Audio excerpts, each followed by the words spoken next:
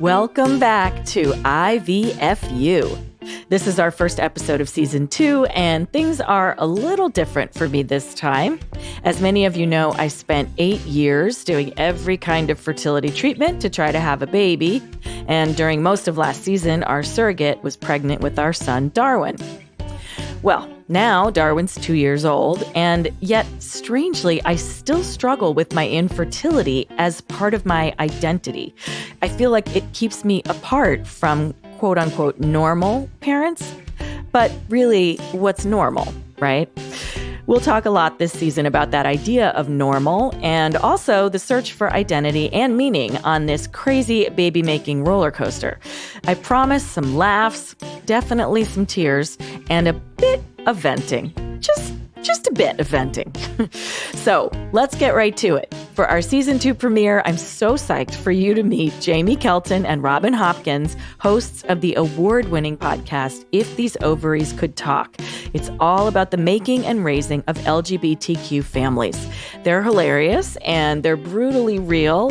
Partner jealousy, anyone? And they also teach us a lot about intentionality, conquering obstacles, and the importance of celebrating even the smallest of victories. I'm in love with you.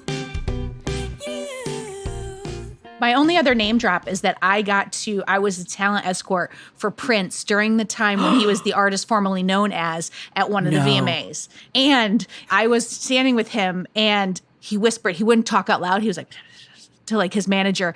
And the manager said, the artist would like everyone to leave but her. And I was like, you heard him, folks. Clear it out. Clear it out. I want that lesbian in the corner. I want that one. I want that lesbian in the softball shirt. He was so tiny and so cute. Yeah, you had a stroke. Well, first, I just want to say hello, Jaimie. Hello, Robin. I'm so happy you're here. Us too. You have a fabulous podcast called If These Ovaries Could Talk, which is at ovariestalk.com. I'm just plugging you right up at the top of the whole thing. Go for it. You have a fabulous book called If These Ovaries Could Talk, which is also at ovariestalk.com. You each have 2 kids. Mm-hmm. You each have a wife. You are not married to each other. That is Let's important. Get it all out on the That's table. important. We like to make that clear. I'm so very glad you did important. that for us. I know. Yes. Because we always sound really bitchy when we do it. Can I swear? I'm so sorry if I can't. No, it's called IVFU. So keep that in mind. How did I miss Yeah. that? Yeah, you that can say happens. fuck So as many dumb. times as you want to. Yeah. I will make it my mission. Because that's how I feel about IVF. Yeah. Exactly. That's where it came from. We also, So- we left off one important thing. What's I that? don't know if everybody knows, but we're both lesbians, and that's what our podcast is about. Well, we said we have wives. I mean, I feel like that's implied. Okay, right. And the That's true. podcast is about LGBTQ families. Families. I guess Yes, that's important The to making mention. of and the parenting of. Yes. Right? Yeah. Yes. Right. So, Robin, let's start with you. Yeah, So, yeah. when you met your wife, Mary's the best. I love Mary. Because everyone so likes much. Mary better than me. Yeah. when was that first conversation of let's have a family? Was that right away? Yeah, well, Did you move in the next day like a tried and true lesbian, or like when did this happen? like date 2, I asked Mary if she ever wanted to give birth.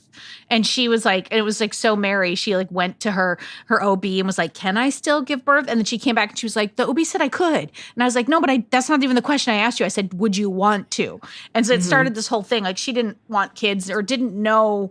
Like she just didn't even think it was a possibility. And that's something we come across in the podcast a lot of like, we're not the 20-year-olds that are coming out now. So we didn't see that much representation.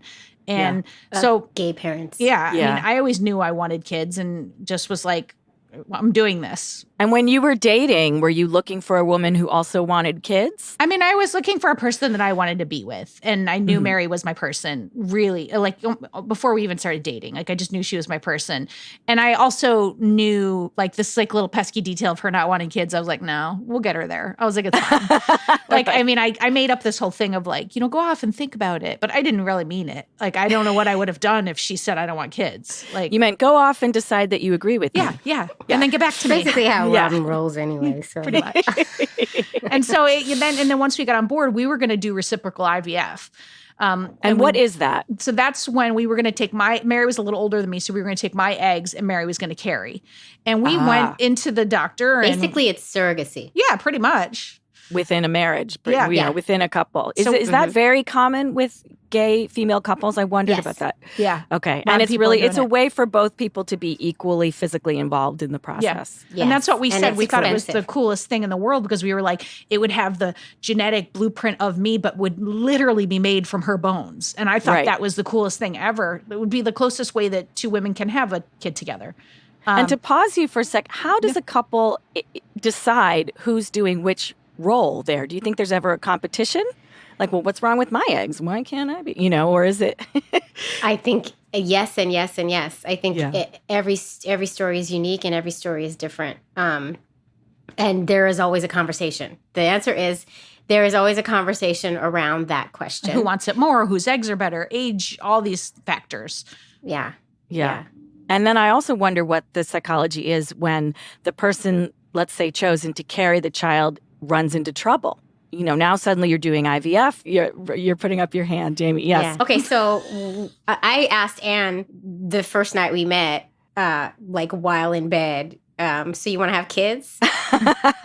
And because I always wanted kids, and it didn't matter that I was gay. I was going to make it happen. And her answer, and Robin makes fun of me because I always imitate, and she's really, really Like she's a super truck driver from Queens.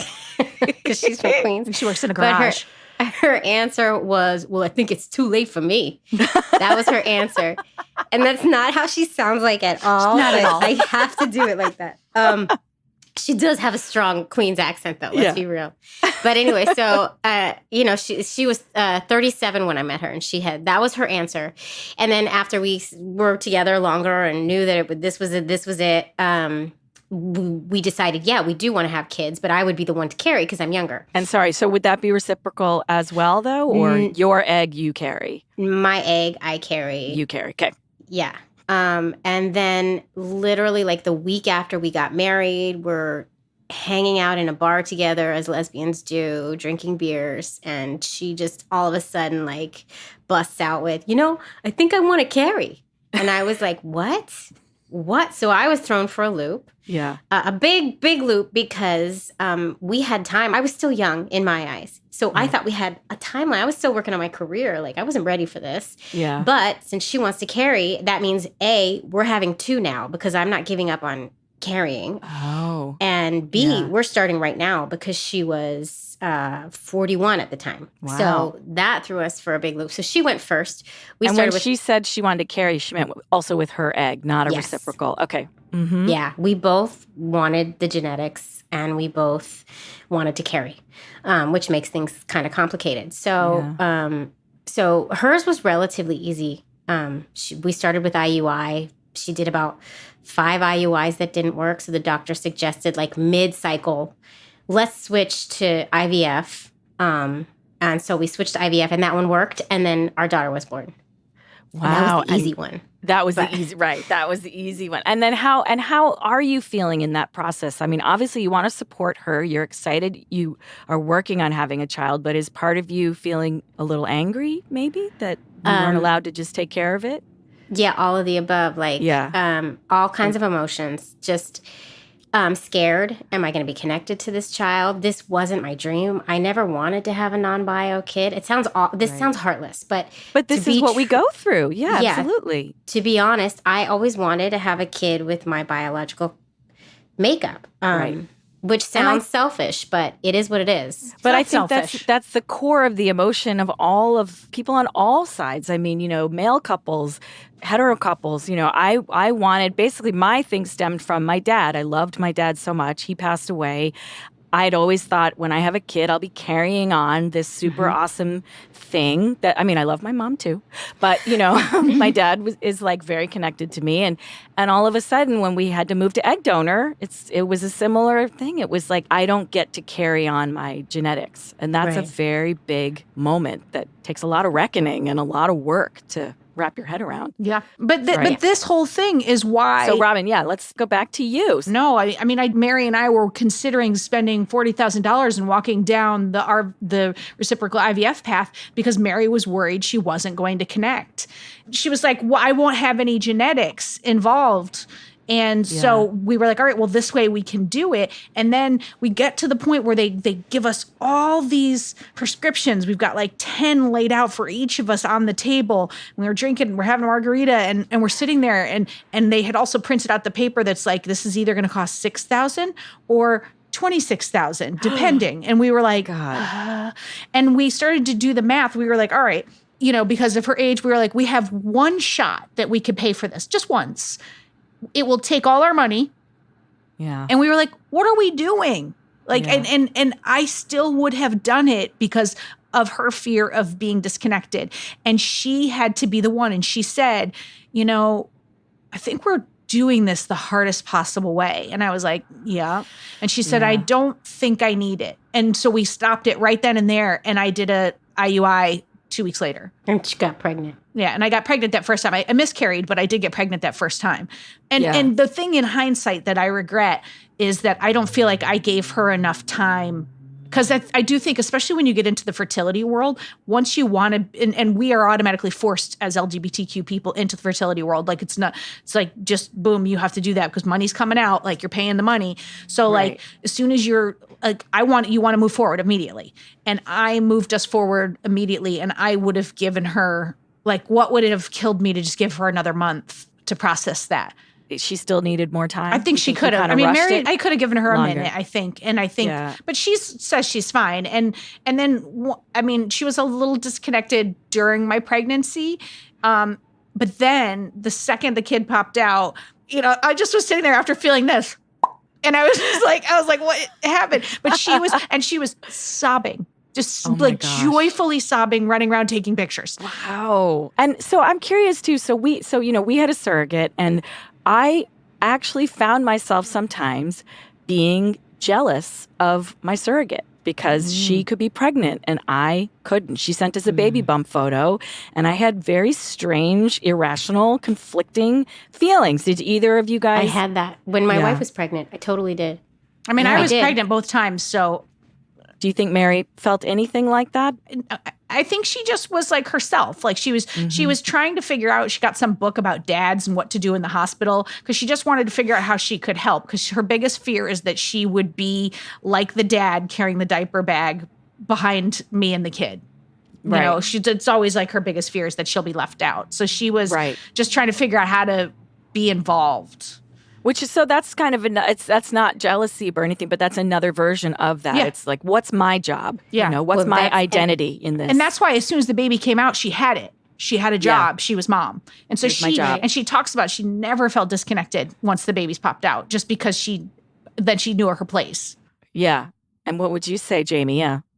But that's the other thing. There's two moms, there's two moms in these equations. And so, and so balancing which mom does what and how and when, and that's a whole nother layer of our families. Yeah, which I do want to talk about that. By the way, every one of your questions is a chapter in our book. If these ovaries could talk, the things we've learned about making an LGBTQ family. If these ovaries could talk, the things we've learned about making an LGBTQ family. Well done. I don't think you said that fast enough. Yes. It's a competition for who can say it the fastest, actually, between the two of us. Yeah. Well, I was like, I'm supposed to read their book. And then you're fine. I'm not Terry Gross. I don't have time for that. You've done a lot of research. I'm very impressed with you. Well, it's easy because it's so much fun. Everyone, you have to go to ovariestalk.com. There's videos, and you can just got to listen to this podcast. I just love it. So then for Jaimie, for you, was there a moment where, you're feeling kind of jealous and you're like, how did we wind up doing it this way? Yeah. I'm the jealous type. I just get jealous at the drop of a pin. So I was jealous from the start when we agreed, that she was going to go first and she was going to carry. And I was jealous and scared from the get-go. And I say it in the book, I made her promise like daily that yes, you will still get to have a baby. We are not stopping at one. She had to tell me, this was an ongoing conversation because my fears just took hold and I was scared. So let's go to number 2 then. So now we're trying for number 2. So we just, we assume I'm 36 or 37 when we started trying with me. We didn't tell anybody we were starting because I wanted to get secretly magically pregnant, and make a big announcement when I was already 5 months along. Oh, we're going to have a baby, I thought it was just going to be this piece of cake, no problem. Right. And your Beyonce quick drop moment. Yeah, I was literally going to drop the mic and like rev my belly. But so our doctor just said, well, there should be no problems with you. Why don't we, just to be safe, because you want the same donor, let's just go straight to IVF. We had already gone through the IVF route with Anne and realized mid-cycle that IVF is not paid for under insurance, and had already like liquidated her pension to pay for that IVF cycle. And so we were faced with this conundrum. We decided to do it. We put it on a credit card and figure out how we're going to pay for it later. We said, okay, let's do it. Let's get this one baby. And we thought that was going to work. Didn't work. Go back for this transfer of the next embryos. Then they say, let's just put all 3 in because these 2 look like shit. Yeah. And we're like, oh my God, we don't want triplets. I'm still thinking it's going to work. I'm going to get multiples. Oh, we can't have twins. We already have one. Like the conversations we had are so comical to me at this point. Do that. It fails. Okay, so then we switch to IUI. We bring my sperm donor out of retirement, which costs all this money that we don't have. And takes time. So how does this work? You bring him out of retirement, but you're like bribing him, or how are you getting this? If there is already a sibling created by this donor, you can petition the sperm bank to go to the donor and ask, are you open to donating again because this family wants to create a sibling? Interesting. So they did that, and he said yes, which tells me we picked an amazing donor. So brought him out of retirement, paid all this money, waited the 6-month quarantine for the sperm to look okay, bought all the sperm up, and then started again, but started with IUIs. So like long story short, I did over 20 IUIs, I think. Wow. Another IVF that didn't work. That was the last one. That was like we had gone 2.5 years trying. We went for our final IVF. This was all we could scrape together. This was our last try. We got 1 try out of it. We got 1 transfer out of it. And all the eggs looked crappy when we went in when you go in to do the transfer. Yeah. And you're laying on the bed, and the doctor comes in to show you the quality of the eggs, and he said, embryos, yeah. Of the embryos. He said, these all look bad. I don't think this is going to work. Ugh. And I was like, well, put them in anyway. What a cheerleader. Jeez. Yeah. Oh, it was awful. And so oh my gosh. That didn't work. I went through like a crazy depression after that one didn't work and was ready to stop. And then finally had this moment of clarity. I had this dream. It's in the book where rainbows like sprouted out of my shoulder. I don't even know. It's the weirdest thing. But I was in this depression. I wasn't getting out of bed. I was having a hard time. Not telling anybody, though, that I was depressed because I'm too tough to be depressed over this. I already have a baby, too. Like, I'm too tough for this to faze me. It's fine. Right. I'm fine. Right. But I was secretly like really struggling for a bit. And were you telling your wife, though? Or was it that inside? Oh, so you really closed down. Yeah. I didn't want to tell anybody. And were you looking for support? I don't know. I didn't want to talk to anybody. I didn't want anybody up in my business. This was my private struggle. I have a hard time reaching out for help, I guess. So, well, it can be very hard to reach out for, especially when the rest of the world is just happily skipping along, picking up their car seats and their double strollers and having their 2 kids and no big deal. And honestly, like nobody ever said the things I wanted to hear anyway. So why am I going to reach out to you? You're just going to say some bullshit that doesn't resonate with me. And I don't want to hear what you have to say. Yeah. I'm just going to deal with this on my own. So I would just Google. And again, sorry, I keep interrupting, but to remind people that your diagnosis was completely unhelpful because it was unexplained infertility, which I had, which so many people have. So you can't even be like, oh, I'll stop smoking cigarette, or like there's not a thing you can do to solve the problem. Yeah. And every time we'd go to the doctor, I don't know why it's not working. I don't get it. Like, thank you. That's so helpful. Right. And I was in this little boutique fertility center. So like they really knew me and it was one person and it was one doctor. And every time I would go in there, just was like,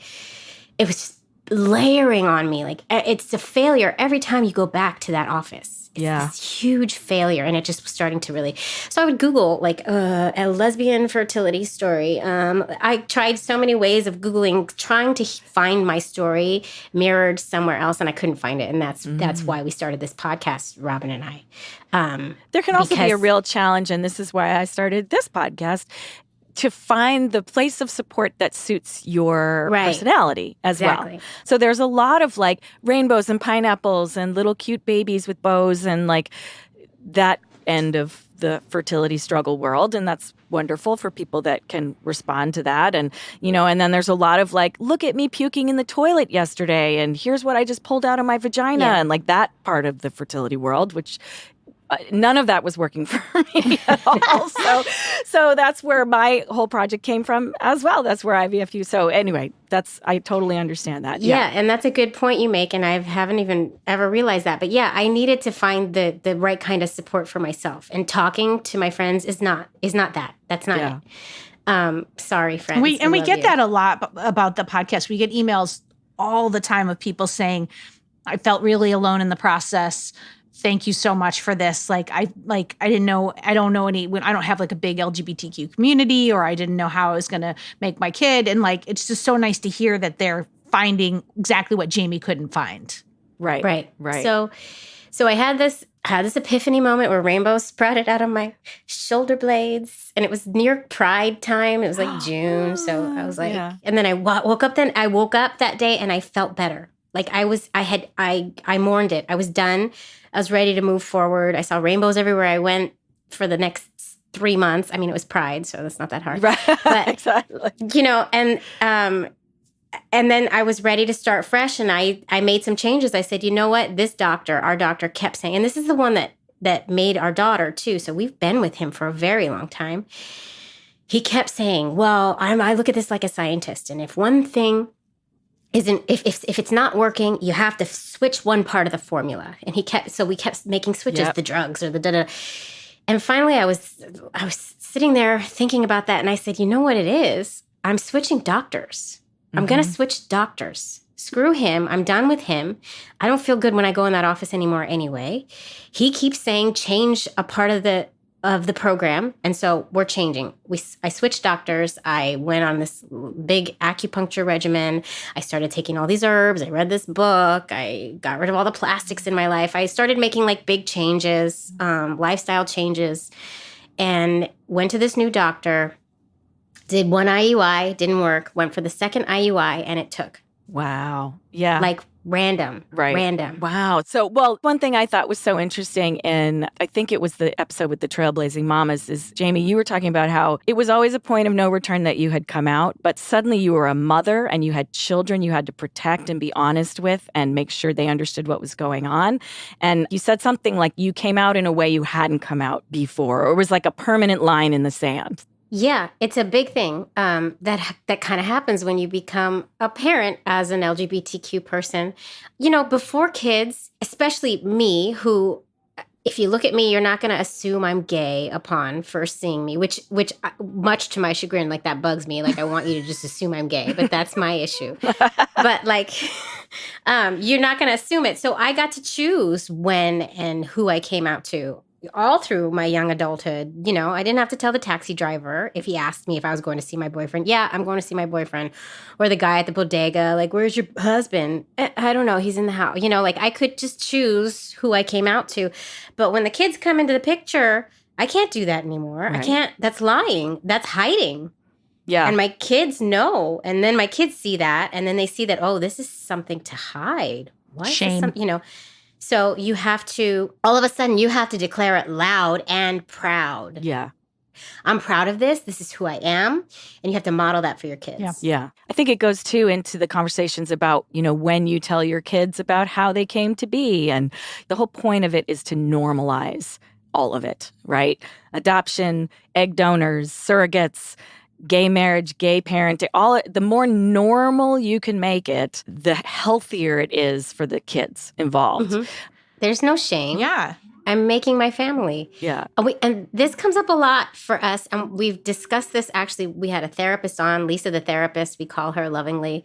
We speak to her all the time. She's like our personal therapist. But she talks a lot about adoption, and she adopted her kids. And she talks about the drop the seed theory that was a big thing for adoption. And now it's morphed for all of our different kinds of families, is you just drop that seed. You drop that tidbit of information about their origin story from the day that child has ears. And you keep dropping these seeds, and they take what they take when they're ready to take it. You don't give more than they need, and then you build on it as they get older. But then it's never a shock. Yeah. Right. because Right. it's much Because harder. the shock is where the problem comes in. But I think in Right. some These ways children- we're lucky because when my kids started going to, it happened in daycare. My kids, they realized that there was dads dropping off other families. And so the second that started happening, they knew they were different. You could pass forever. And Right. then Right. it would be only like some accidental thing at the hospital when the kids got different like blood type from you and they're like, wait a minute, or they do 23andMe. And, Right. you know, but it's like you could choose to pass. We cannot. And it forces the conversation earlier. Which is actually a good thing, I Yeah. think. Yeah. Exactly. Yeah. I guess because for us with our son, whose name is Darwin with a Y, because we're just that pretentious, we've been very clear about the surrogacy the whole time. And he's met Kaylee's come with her kids and stayed at our house, and we FaceTime with her, and you know, we have a real relationship with her, and I mean, he doesn't understand what any of it is yet, but like that's been out in the open. But the egg donor thing, it just doesn't come up. Like there hasn't really been a moment, but Yeah. maybe daycare, or maybe when they make family trees, or maybe, you know, it's really Yeah. hard to say. I literally have kind of forgotten about it, but Yeah. You just have to Yeah, look we for your located. moment. You know, Yeah. like we had something similar in that my kids have two different donors. And so Right. and so the adding on to their origin story, I had to look for the right moment to introduce that. And I had to wait until they were old enough to even understand it, to understand what a donor sibling was. And for us, there's context because we are in touch with the different donors, siblings. yes, And we have okay. secret Facebook groups for each of the donors. And so some of them even live nearby. Like one of Maxine's donor siblings lived, and they live across the park from us right now. And so they see each other sometimes and they look similar. And one of my kids is interested and one is not at all. Right. And that's, you never know how the kids are going to react. But Robin, I didn't tell you this my God, yet. what? We just had the donor sibling conversation with You Rose, my did? 7-year-old. You did? Yes, because I've been stressing, because she knows, obviously, she's seen pictures of the donor. She knows about the donor. She knows that she and Orion share the same donor. We know all of that. But I have been stressing this past year because she's finally old enough for me to explain, you have donor siblings. We don't know how many, and we can look into it. But, you know, I've been stressing to Robin and on the podcast a little bit, like, how am I going to drop this in? I need to find the right time. And this is an extra layer that we have to do in our families. And every family has their own, like Robin's was totally unique to her situation. Mine is unique to mine. We finally did 2 nights ago. How old- She started asking. And how she's old is 7. she? She's 7. Okay. So she's just, it's time. Yeah. And she's obsessed. She wants a sister so bad. And Oh I my just gosh. said, you want to hear something really cool? Rose, guess what? Because you have a donor, because we use this donor, you know what? There's other people who have probably used this donor too, which means you probably have some donor siblings. And she was like, I have siblings? Do you think they're girls? And I was like, it was amazing. She was so excited. I shouldn't have done it right before bedtime because she was like off the walls. Oh, that's so awesome. Because we've also talked about this on the podcast a lot. We did. Well, the funny thing is, I completely forgot until I heard that episode. This was the Chasing Rainbows episode, just so you guys know that I'm listening. I know doing you your brought it up probably research. more than once, but I did listen to this one the other day. I totally forgot that, yeah, Darwin probably has Yeah. donor siblings because the they donor would've we used had been a donor before, and it had resulted in a successful pregnancy, which is one of the reasons we chose her. It's a lot to Yeah. get your head around. It really Yeah. is. And it took Well, you time know what? for me. It's so funny. We interviewed way in the very beginning. It's actually Robin's good friends. We interviewed this couple who were really close with the Yeah, donor they vacation siblings, with them. and they go on like to Club Med together every Oh year. my It's goodness, a they are thing. like family. Yeah. Yeah. Yeah, and what they said will always stick with me. It was, why wouldn't I want to give my child the most family I can? Yeah. And What did she said something? it's more love. And Yeah, it's more love. And it was more like, love. oh. That sticks with me, and I'm all about meeting them. It's just how we're going to go about it. And I have to say, full disclosure, I would not be this way if I hadn't been looking for more sperm and met 2 of these wonderful women. And one of them had one more vial, and she was in Bogota, Colombia. And she was like, I'll give it to you. And I went down and did an insemination in Bogota. So Robin, let's go back to you. So Yeah. we're on number 2 for you. You're jet setting all over the world Yeah. following sperm donation. Yeah. I did Bogota. And then another person in Seattle sent me her last vial. And that didn't work. And when that didn't work, there was only a lady in Australia who had some. And I was just like, I can't go to Australia. I was like, we are out of miles. I was like, I don't have that much vacation time. I was like, and also it was like, there was this reckoning of like, why are we moving mountains to make sure our kids are 100% full siblings when Mary has no genetic connection to them? It's like, we can't, like, we've got to walk the walk, talk the talk, whatever that is. Like, they're like, you would never look at them and be like, oh, they're not full siblings. Like, they are full siblings.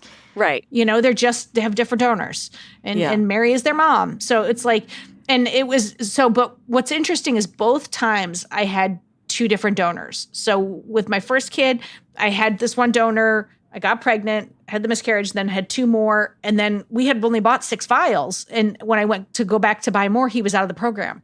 And choosing the donor is just, it can be this overwhelming thing. So I want to pause on that too. That's another question I have. I know what I went through trying to find a donor that was kind of like me. And then, George takes care of his side of things. But when it's two women, what are you looking for in a donor? Are you looking for both of you? Superman. What are you looking for? Superman. We lovingly refer to this process as the search for Superman. And now, could there be arguments in this too, where your partner prioritizes this and that, or maybe you feel like they're trying too hard to make it look like them, and you're like, but what about me, or something like that? I mean, there could be arguments. Yeah. I don't think Anne and I ever argued. We didn't either. Yeah. We chose Mary's hair color, Mary's eye color, which we both happen to have blue eyes, but because we wanted to mirror Mary. And we did the same thing, but we wanted to mirror both of us because we knew we would both be carrying, but we both look alike, so that was easy. So we both. I think it goes along with parenting. Like, do you agree in general with your partner? I think then it's fairly easy, and if you don't in general, then you're going to have a lot of problems to begin with. Right. But I think it runs the. But we had to pick 4 times. Because that first one was out of the program, so we picked again, and then I got pregnant the first time with the new donor for Maxine.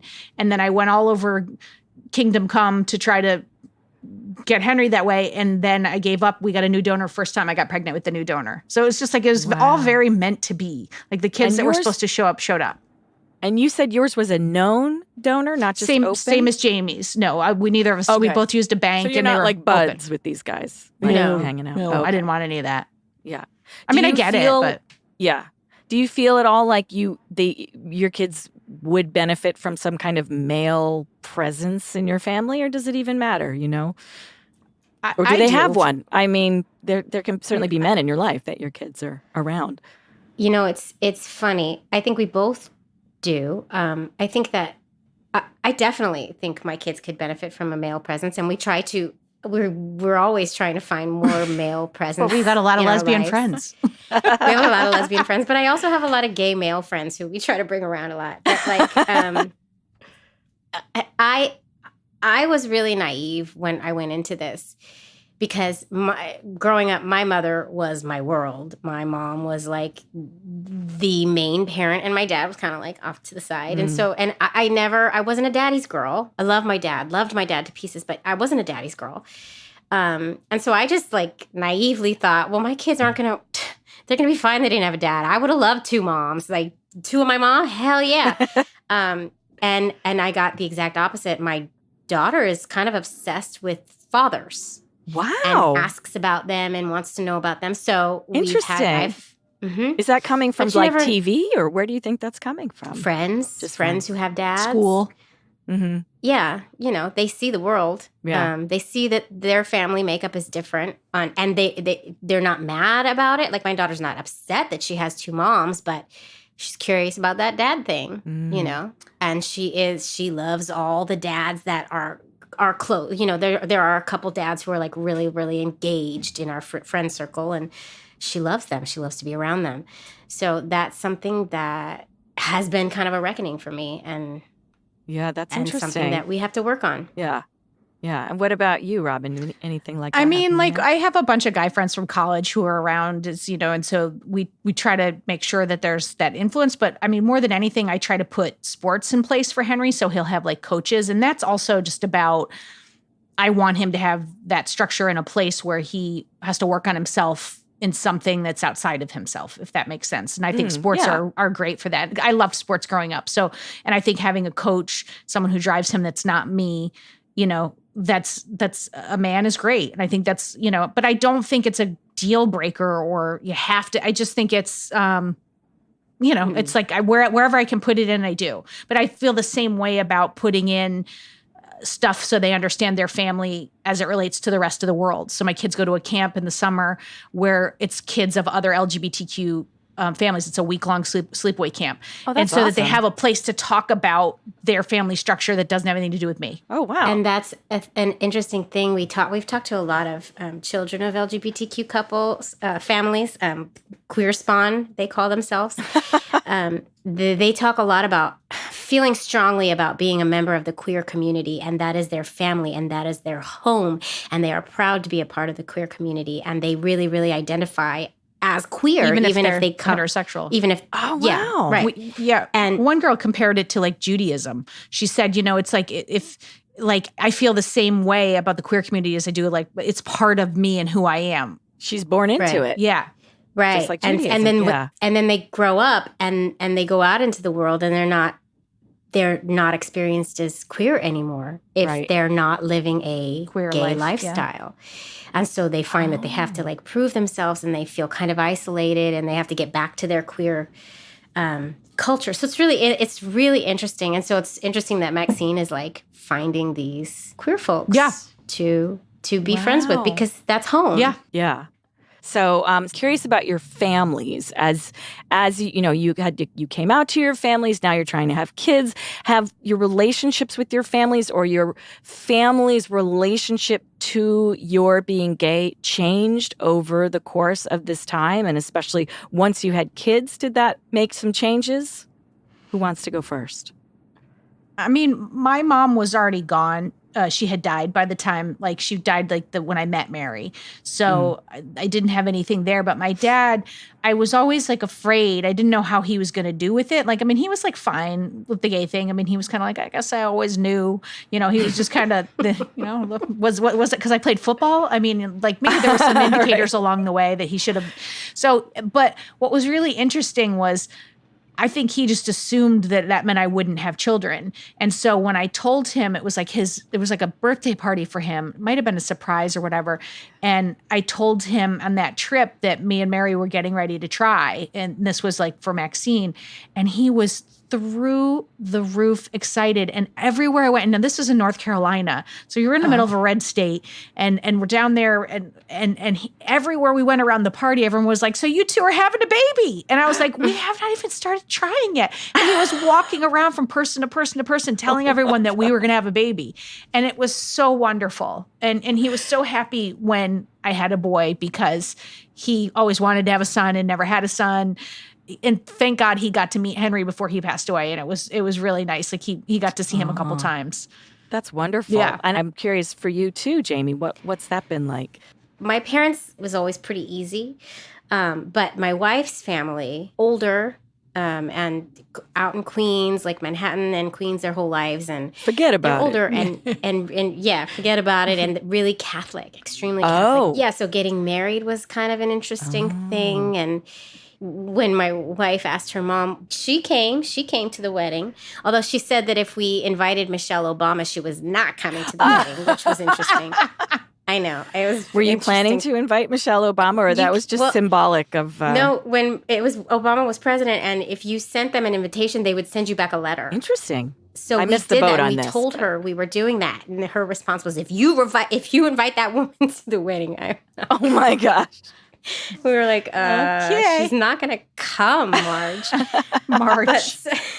So when Anne got pregnant, I think her response was, "What? How? What?" And she was very confused and not really. I wish people on could board. see your face when you do that because it really adds to the impression. But yeah.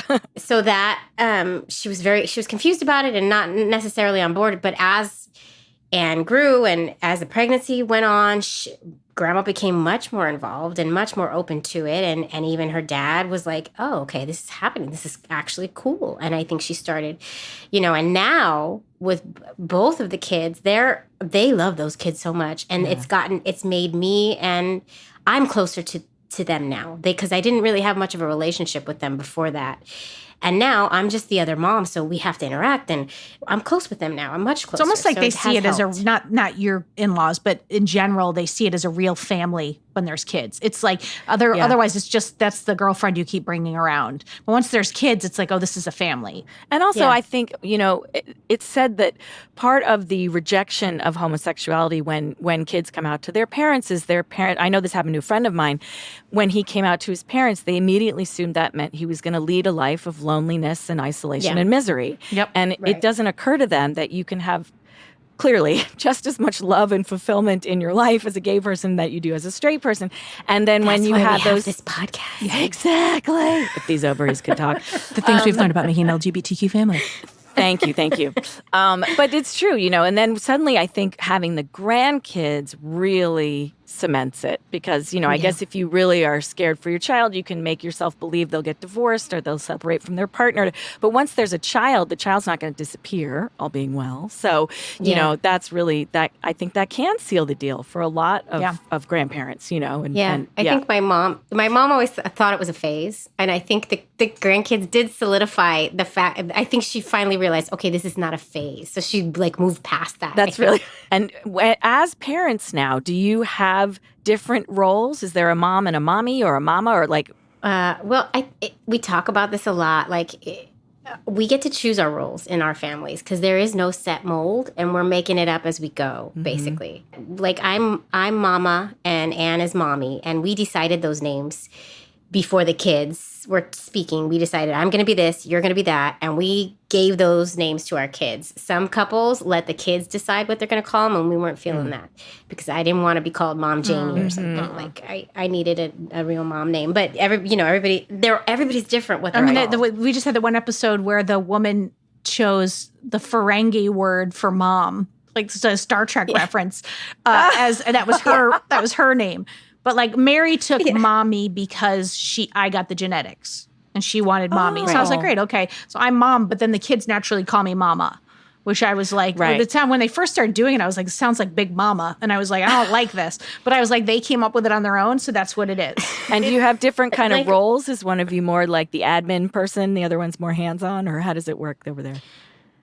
Well, actually, you say this really well, Robin. Like how we just kind of fall into the We're roles best at. We're good Yeah, at. if you're going to be really heteronormative about it, I'm more of the dad in that I go to the sports things, but I'm also like the mom because I handle the finances and all the school things. And the PD and Mary takes them. She's more like the dad because she's the one who's most likely to slip them a donut when no one's looking. And she's the fun one who comes in and wrecks things. And I'm like, you left the oven on. So we're like a big jumble of roles based on personality and not society norms. There's no one's telling you what to do. No. We get to design our families on all levels, though. It starts with the names. It starts with, even before that, it starts with who's carrying, who's not. Our families are uniquely designed right from the get-go because they have to be. And I think we see, it's so funny that anybody would have any issue with LGBTQ parents because we pay so much for our children. We work so hard to have them. We go through all this struggle and strife. That naturally sets us up to be thoughtful parents. Right. It's like you've worked so hard for it. Like you asking that question about how do you feel about having male role models? We have had millions of discussions about that. And we thoughtfully put things in our kids' lives to make sure that they're not missing anything.